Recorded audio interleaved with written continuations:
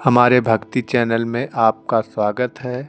ऐसे ही प्रतिदिन नई वीडियो पाने के लिए हमारे भक्ति चैनल को सब्सक्राइब कर लें। लाइक कमेंट ज़रूर करें ताकि आपका रिप्लाई जान सकूं और सुधार कर सकूं। धन्यवाद। आइए आज हम जानेंगे कि भगवान की शरणागति क्यों होना चाहिए, इसके लाभ क्या हैं। तो इसमें हम 4 ग्रंथों को समाहित करेंगे कि कहाँ पे क्या चीज़ लिखा गया है। तो पहले हम जान लेते हैं कि श्रीमद् भागवत महापुराण का यह जो है 12वें स्कंद का 10वां अध्याय की श्लोक संख्या 2 का है और श्री रामचरितमानस के उत्तरकांड का 104 का दोहा है और निरंकारी संपूर्ण अवतार वाणी के पद संख्या 112 में तथा श्रीमद् गीता के 18वें अध्याय का श्लोक संख्या 62 है। तो ये जो चारों चीज़ें हैं इसमें सब मिला करके एक ही बात कही गई भगवान के संबंध में। तो हम शुरू कर रहे हैं पहले श्रीमद् भागवत पुराण से। यह श्लोक है, प्रपन्नो अस्म अयम अग्रिमूलम ते प्रपन्ना अभय अदम हरे।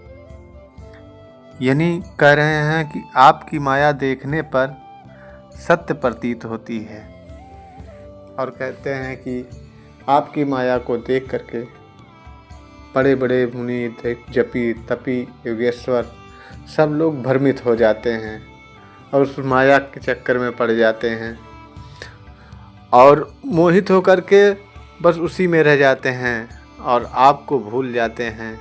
उन्हें यह ध्यान नहीं रहता है कि जो है भगवान की कीमत क्या है। आज भी संसार में देखने को मिलती है कि भगवान की तरफ बुलाओ तो जैसे लगता है कि जो बुलाने वाले हैं वो बहुत बड़े अपराधी हैं, जबकि सारे शास्त्र ये कहते हैं कि भगवान की शरण सबसे उत्तम है। कहते हैं कि आपकी शरण जो भी आ जाता है उससे अभयदान मिलता है। जो संसार में बहुत सा डर है कि यह मेरा घर परिवार है, ज़मीन है, नौकरी नहीं मिलेगी तो मेरा काम नहीं चलेगा, जो भी भूत पिशाच का डर है, जो भी यंत्र मंत्र तंत्र बहुत से साधनों से प्रयास किया जाता है कि समाप्त हो जाए, इस ढंग की जितनी भी बीमारियां हैं वह सभी ठीक हो जाती हैं। अभयदान वो प्राप्त कर लेता है। इसलिए हमें उन्हीं की शरण में जाना चाहिए। यहाँ पे मार्कंडेय जी कह रहे हैं कि हमें भगवान की शरण ही जाना चाहिए और मैंने इसीलिए भगवान की शरण को ग्रहण किया क्योंकि वहाँ जाने से मनुष्य पूर्ण रूप से सुखी हो जाता है। एक तरह से जैसे कहा जाता है कि 100 रोगों की एक दवा, तो वास्तव में वो दवा ही है। वो कोई टैबलेट कैप्सूल नहीं है कि हम मार्केट से ख़रीद करके उसको खा लेंगे तो ठीक हो जाएंगे। यह दवा सिर्फ मंडली गुरु होते हैं। जब हम ऐसे दिव्य गुरु के शरण में चले जाते हैं तो सारी समस्याओं का हमारे अंत हो जाता है।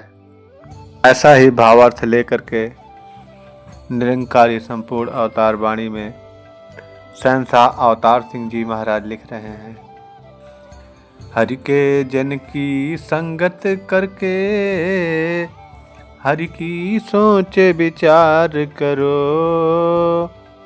शब्द गुरु का रख मन भीतर, एक एक का आधार धरो, और यत्न है सारे झूठे, झूठे हैं सब और उपाय, माया से मन मोड़ के अपना गुरु चरणों में चित्त लगाए। इसी को कह रहे हैं कि जो है हरि की संगत करने से क्या होता है। हरि की संगत करने से हमें आनंद, जो इंटरनल पीस होती है, आंतरिक शांति होती है, वो चीज़ हमें मिल जाती है जो दुनिया में कहीं नहीं मिल रही है। वो हमें गुरु चरणों में, गुरु के भक्तों में मिलती है। और कहते हैं कि जो भी गुरु का वचन है, वो वचन एक आधार बना लीजिए, एक सहारा बना लीजिए और एक का आधार रखिए, केवल उस परमात्मा का आधार रखिए जिस परमात्मा को लोग दुनिया में खोज रहे हैं। हमें सहारा सिर्फ एक का होना चाहिए। जब तक उसकी पहचान नहीं होगी तो सहारा भी नहीं होगा। हम भी बहुत प्रयास कर रहे थे, लेकिन ये जो इतनी बीमारियां लगी हुई थी, वो बीमारियां जो है ठीक हुई हैं। और इसलिए दास ने चाहा कि एक वीडियो क्यों न बना दिया जाए इस पे, ताकि और लोग जो सुने, अगर उनको लग रहा है कि नहीं ठीक होगा तो एक बार ज़रूर जाएं, आजमाएं, देखें, सुने। जैसे हम संसार में देखते सुनते हैं, वैसे स्पिरिचुअल लाइन में भी देखा सुना जाता है। कहते हैं और सारे प्रयास हमारे सब झूठे हैं। कितना भी कोई उपाय कर ले, वह इस माया से पार नहीं हो सकता है, क्योंकि माया की शरीर है और माया की तरफ ही रह जाता है। कहते हैं माया से जब तुम अपना ध्यान हटाओगे और गुरु चरण को अपनाओगे, गुरु की बातों को अपनाओगे, तो जाके आप इस कामनाओं का अंत होगा जो भगवान की रचना है। तो ऐसे ही आइए चलते हैं रामचरितमानस के उत्तरकांड की तरफ। 104 का ये दोहा है।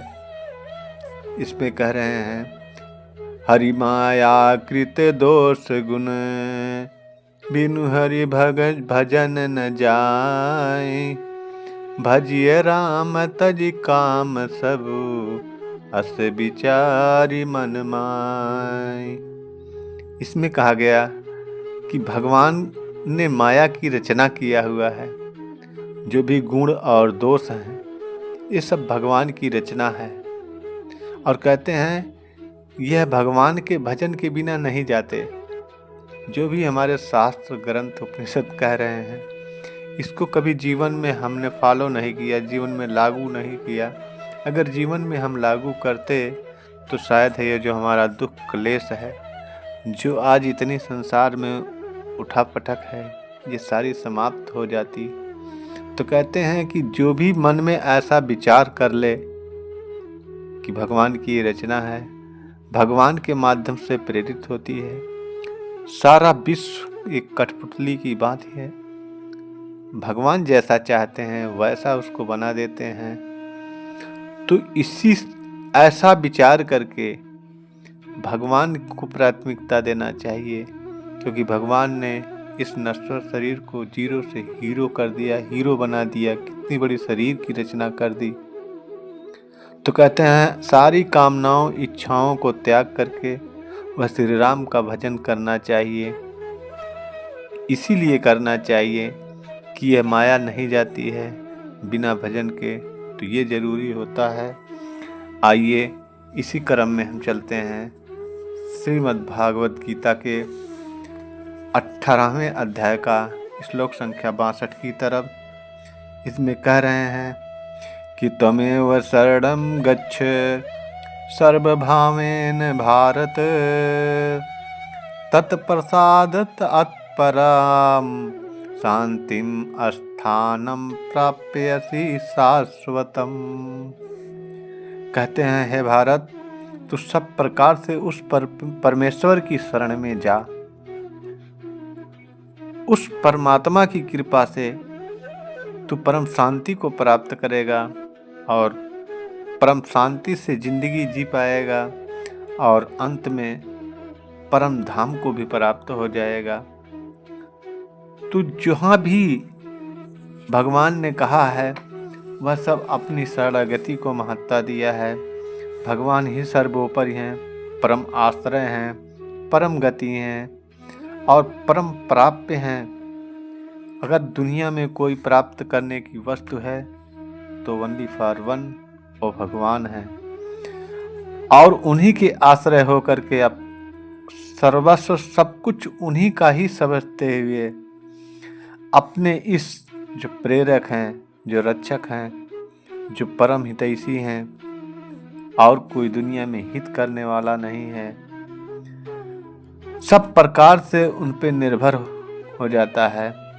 और निर्भर होने पर क्या हो जाता है, जब वह निर्भर हो जाता है तो भगवान उसको निर्भर बना देते हैं, बिना भय का बना देते हैं। तो इस ढंग से कहते हैं कि सारी कामनाओं इच्छाओं का त्याग करके भगवान की शरण, भगवान की रजा में रहना ही जीवन है। और जब भगवान की रजा में हमें रहना आ जाएगा तो हमारी ज़िंदगी आसान हो जाएगी। हमारे वीडियो पर बने रहने के लिए धन्यवाद। पूरा वीडियो देखा करें जिससे आपको पूरी जानकारी हो, और इसको जीवन में यदि आप फॉलो किए तो आप उस परम आनंद को प्राप्त करेंगे जो पूरी दुनिया खोज रही है। धन्यवाद। ऐसे ही भक्तिमय वीडियो पाने के लिए और मनुष्य जीवन का जो उद्देश्य है उसको प्राप्त करने के लिए हमारे चैनल को सब्सक्राइब, लाइक, शेयर, कमेंट ज़रूर करें ताकि और लोगों का जीवन धन्य हो सके। धन्यवाद।